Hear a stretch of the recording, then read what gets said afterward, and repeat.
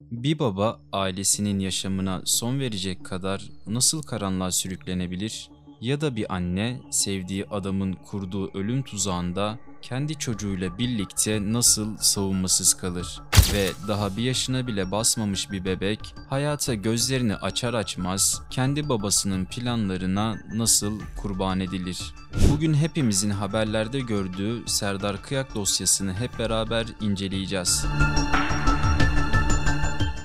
Videoya geçmeden önce bana destek olmak için kanalıma abone olup videoyu beğenirseniz çok sevinirim. Türkiye'nin Karadeniz kıyısında Samsun'un Bafra ilçesinde bir sonbahar gecesi. Kızılırmak'ın sessizliği içinde yankılanan tek ses nehrin ağır ağır akan suyunun uğultusuydu. Ama 12 Eylül akşamı bu sakinlik çok geçmeden korkunç bir trajediye sahne olacaktı. Görgü tanıklarının anlattığına göre saatler gece yarısına yaklaşırken farları yanan bir araç aniden yol kenarından çıkarak Kızılırmak'ın sularına doğru ilerledi. Birkaç saniye sonra metalin suyla buluştuğu o boğucu ses karanlığı deldi. Otomobil içinde 3 kişiyle birlikte nehrin derinliklerine gömülüyordu. Araçta genç bir anne, henüz bir yaşına bile girmemiş bir bebek ve bir de baba vardı. İşte bu baba, yani 33 yaşındaki Doktor Serdar Kıyak dakikalar sonra mucizevi biçimde sudan sağ kurtulacaktı. Ancak yanında ne eşi Gülşah ne de oğlu Poyraz vardı. Onlar Kızılırmak'ın soğuk sularına teslim olmuştu. Kazadan hemen sonra olay yerine gelenler gözlerine inanamadı. Araç suyun içinde kaybolmuş, geriye yalnızca panik içinde ama üzerinde tek bir ıslaklık izi bulunmayan Serdar Kıyak kalmıştı. Evet, yanlış duymadınız. Tanıkların anlattığına göre sudan çıktığını söyleyen Serdar'ın saçları ve kıyafetleri kuruydu. Daha da ilginci, yanında bulunan cüzdanı ve cep telefonu da ıslanmamıştı. Her ikisi de sapasağlamdı. Oysa normalde hızla suya gömülen bir araçtan çıkmaya çalışan birinin üzeri sırılsıklam olurdu. Bu detay soruşturmanın yönünü değiştirecek ilk şüphe oldu.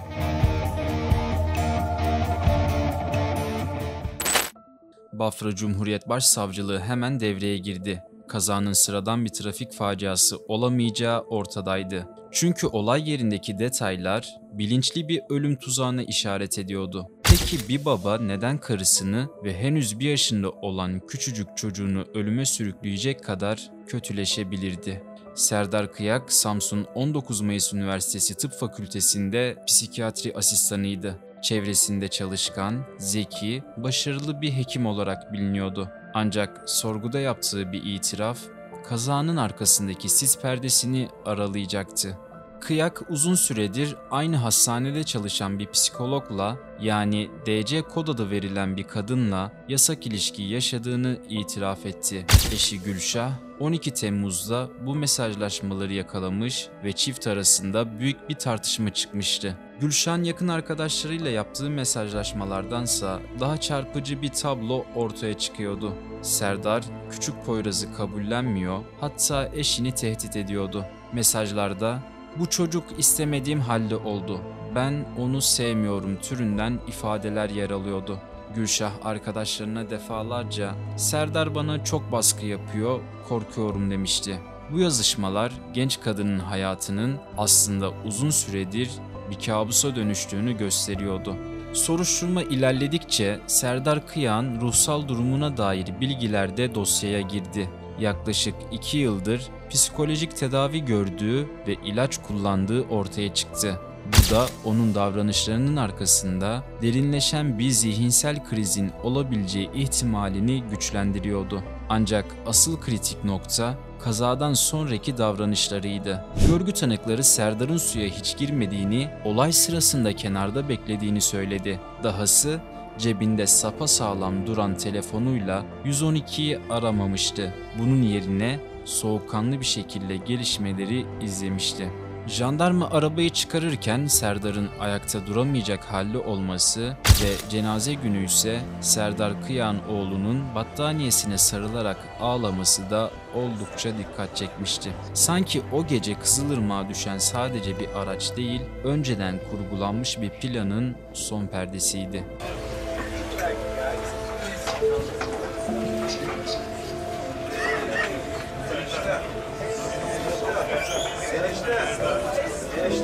Hayır.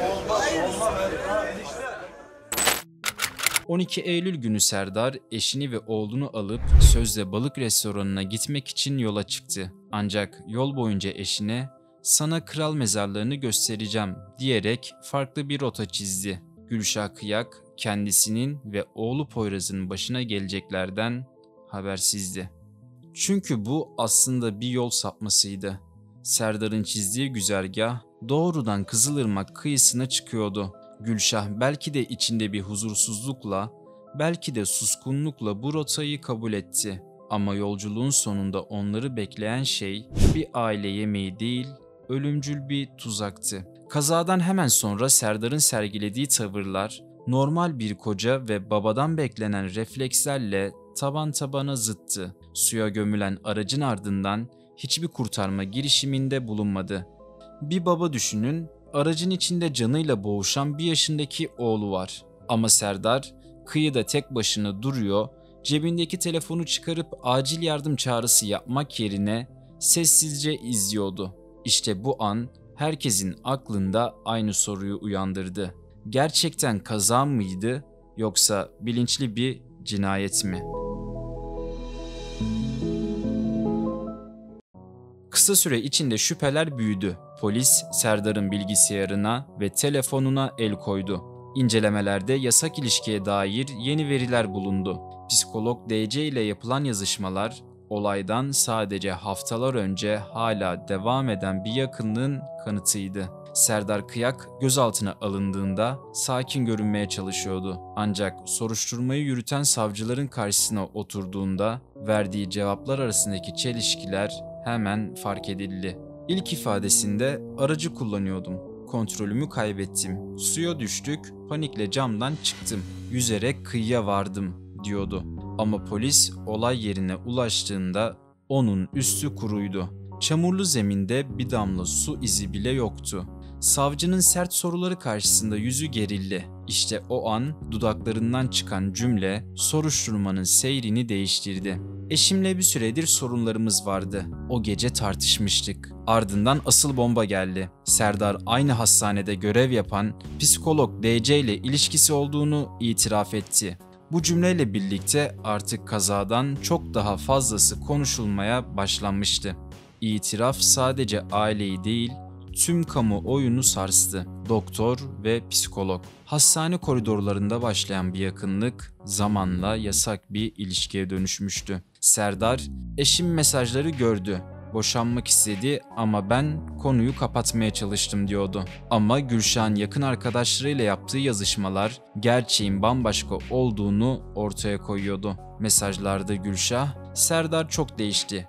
Artık beni ve Poyraz'ı istemiyor. Beni tehdit ediyor" diye yazmıştı. Arkadaşlarına çocuğun doğumundan beri eşinin soğukluğundan ve zaman zaman korkutucu davranışlarından bahsetmişti. Bu satırlar bir annenin içten çığlığı gibiydi. Olay gecesi bölgede bulunan bazı görgü tanıkları da ifadeleriyle şüpheleri güçlendirdi. Bir tanık, "Biz suya girip kurtarmaya çalışırken Serdar kenarda bekliyordu. Hiç panik yapmıyordu" dedi. Bir diğeri ise daha çarpıcı bir ayrıntıyı aktardı. "Aracın nehre düşmesinden önce onu araçtan inmiş gördüm." Bu ifade Serdar'ın aslında o anda araçta olmadığını düşündürüyordu. Yani iddia edilen o büyük ihtimal aracı kendisinin ittiği.